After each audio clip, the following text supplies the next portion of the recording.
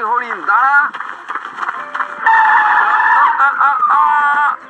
আরে আরে আরে আরে, হা, যদি পালিয়েই যাবি তাহলে এত দৌড় করালি কেন?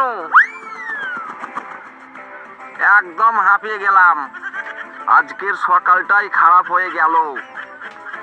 আরে আরে আরে, ওটা কি ভেসে আসছে দেখি তো।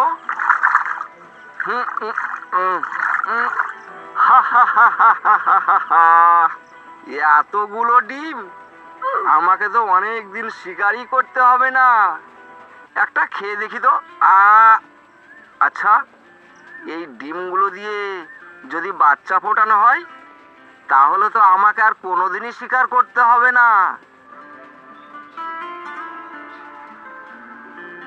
ডিম ফুটলো আর বাচ্চাগুলো বড় মুরগি হয়ে গেল। সে প্রত্যেক দিন ডিম খেতে পেত, কিন্তু সেই খাঁচায় একটা শেয়ালের নজর পড়ে। কি তাজা মুরগি, কিন্তু সামনে তো বাঘ, আমিও শেয়াল, আমার কি বুদ্ধির অভাব।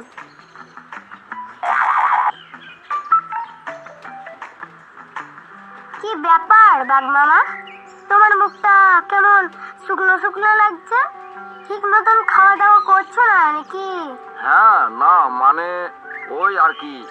কিন্তু তুই কোথায় গিয়েছিলিস? এই তো মধু খেতে গিয়েছিলাম। মধু? সেটা আবার কোথায়? এই তো এই পাশে, তুমি জানো না নাকি? হ্যাঁ রে, তা আর মধু নেই?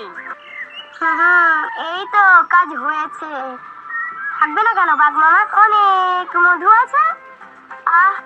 মধুকে বড্ড ঘুম পেয়েছে। এই বলে শিয়াল পাশের একটা ঝোপে লুকিয়ে পড়ে। শেয়াল মনে হয় আমাকে সত্যি কথাই বলেছে। যাই, আমিও মধু খেয়ে আসি। আর শেয়াল খাঁচার কাছে এসে একটা মুরগি ধরে নিয়ে চলে যায়। আর এদিকে বাঘের নাজেহাল অবস্থা। কোথায় মধু? খুঁজে খুঁজে বাঘ তো হয়রান। না, মধু আর খাওয়া হলো না। অনেক তো খুঁজলাম, কিন্তু কই মধুর চাক তো চোখে পড়লো না। যাই, ঘরেই ফিরে যাই। এই বলে বাঘ ঘরে ফিরে আসে, আর ঘরে এসে দেখে 1 2 3 4, আরে আমার আর একটা মুরগি কোথায় গেল? মনে হয় কেউ মুরগি চুরি করছে। আজকে রাতে লুকিয়ে দেখতে হবে। এই বলে বাঘ পাশের একটা ঝোপে লুকিয়ে পড়ে আর দেখতে থাকে।